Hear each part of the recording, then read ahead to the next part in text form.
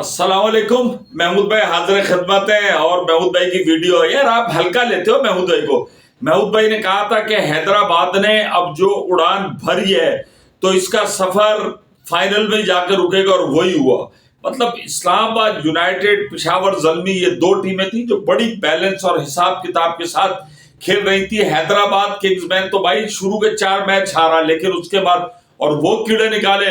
अबे लबूशान ये क्या, ये तो अपने साउथ अफ्रीका में कभी कप्तान नहीं बना, इसका क्या, इसको क्या, ऐसी बातें करके। लेकिन भाई उन्होंने जो हिसाब किताब बराबर किया है ना, मैं कहता हूं उन्होंने आउट क्लास कर दिया। और उसके बाद वो प्ले ऑफ मरहले में एलिमिनेटेड 2 के अंदर, जिसको कि मैं सेमीफाइनल कहता हूं, आए। और जनाब इस्लामाबाद ने एक दफा फिर टॉस जीता और फील्डिंग को ऑप्ट किया। वो समझ रहे थे कि चेस करना उनकी हर दफा से। और जनाब किंग्समैन हैदराबाद ने मुकर्रा 20 ओवर में 186 रन का टारगेट दिया 5 विकेटों के नुकसान पर। मास सदा का अननेसेसरी शॉट 2-3 दफा वो इस तरीके से खेल चुके हैं। उनका बड़ा अच्छा नाम है, उनका कैरियर भी है, सब कुछ है, लेकिन वो शॉर्ट बॉल खड़ा करते हैं और आसमान के ऊपर तारा बनाने के चक्कर में होते हैं, वो पिच के ऊपर ही कैच हो जाती है। उसके बाद जनाब हमने देखा कि प्रेशर के अंदर जरूर नजर आए, लेकिन साइम अयूब और लबूशान इन दोनों ने मिलकर हिसाब किताब बराबर किया। ये पूरा पीएसएल एज ए बैट्समैन मैं समझता हूं कि साइम अयूब के लिए कोई बहुत ज्यादा अच्छा नहीं रहा, लेकिन 27 बॉलों पर 38 रन बनाए। लेकिन जो कमाल की इनिंग खेली वो उस्मान भाई ने खेली जनाब। 30 बॉलों पर 61 रन और 21 बॉलों पर कुशाल परेरा 37 रन। मतलब 30 बॉलों पे 61 रन, क्या शॉट उसने इंप्रोवाइज किया। ये वो उस्मान खान है जिसका चैप्टर पाकिस्तान की तरफ से बंद हो चुका है। विकेट कीपर के तौर पे फिर रिजवान, वो दूसरा कौन सा है, उसको किया जा रहा है, ये नहीं किया जा रहा, वो कीड़ा निकाले। और एक वक्त ऐसा था कि उस्मान सोच रहा था कि यार मैं यूएई छोड़कर आया, अब मैं करूं तो क्या करूं। लेकिन जिस तरीके से यार इसने पूरे उसके अंदर उस्मान ने खेला है और हाईएस्ट कम से कम बॉलों पर उसने सेंचुरी की, और आज की इनिंग है जिसने जाके एक ऐसा उसकी और कुशाल की वजह से एक ऐसा साइजेबल टोटल करने में 185 रन का कामयाब हुए कि जिसको उनकी बॉलिंग डिफेंड कर सकती थी।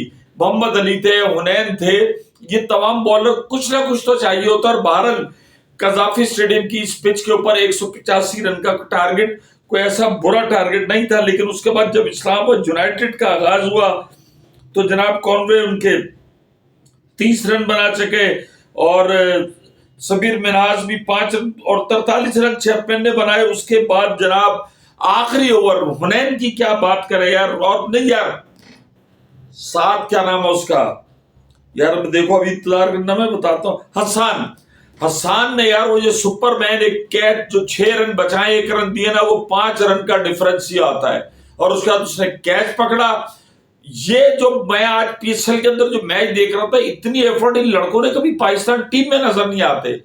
मुझे समझ नहीं आता कि वही जैसन गिलस्पी जिसको के टप्पू टाप करके पाकिस्तान टीम से बाहर निकाला गया, वो हैदराबाद किंग्समैन की कोचिंग कर रहा है और ऐसी बेहतरीन कर रहा है।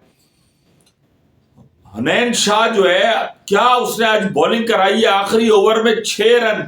अब मैं खुद इस चीज के खिलाफ हूं कि कल के बच्चों का वसीम वकार से मिला दें, बिल्कुल भी नहीं मिलाना चाहिए। लेकिन आज मुझे एक डेयरिंग बॉलिंग नजर आई, जो मैं कहता हूं ना कि कभी कभार ऑस्ट्रेलिया का वसीम वकार भाई की पुरानी शोएब अख्तर की बॉलिंग नजर आती है। उनका लेवल तो नहीं है, लेकिन मुझे आज वो नजर आई कि एक बॉलर, फास्ट बॉलर के अंदर जो इगर होता है कि उसने कहा आखिरी ओवर में 6 रन चाहिए, मैं नहीं दूंगा, और 3 रन बने। और क्या यार, यॉर्कर और बॉल कमेंट्री कौन कर रहे थे आखिरी ओवर में? वसीम भाई। और वसीम भाई ने जिस तरीके से उसको प्रेस किया है कि यार वो देखे जो वाइट होते होते कन्नों से बचिए। हुनैन शाह ने इस पूरे पीएसएल के अंदर बेहतरीन बॉलिंग की है।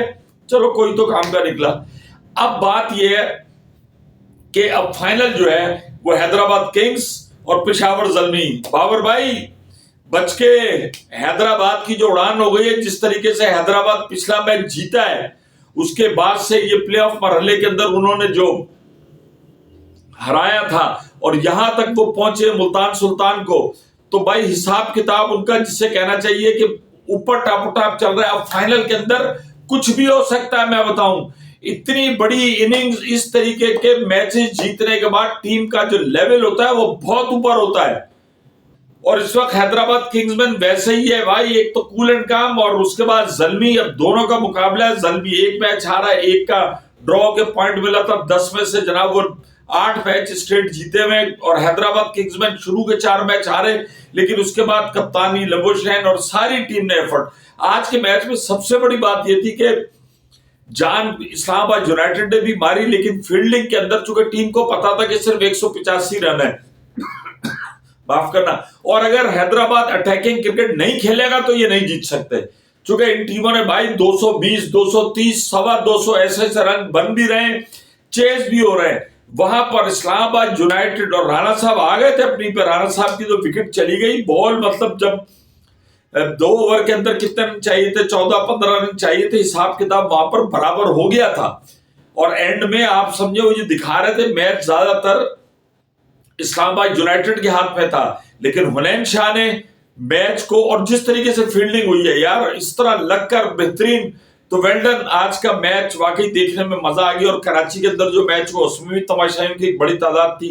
آج جو ایلیمینیٹر 2 ہوا اس میں بھی تماشائیوں کی ایک بڑی تعداد تھی. اب فائنل ہے، اور فائنل حیدرآباد کنگز مین اور باور بھائی کی ٹیم پشاور زلمی کے درمیان ہے. دونوں ٹیمیں جو ہیں جسے کہنا چاہیے کہ اپنا وزن ثابت کر کے فائنل تک پہنچی ہیں. دیکھتے ہیں کہ اب فائنل کا تاج کس ٹیم کے سر پہ بیٹھتا ہے.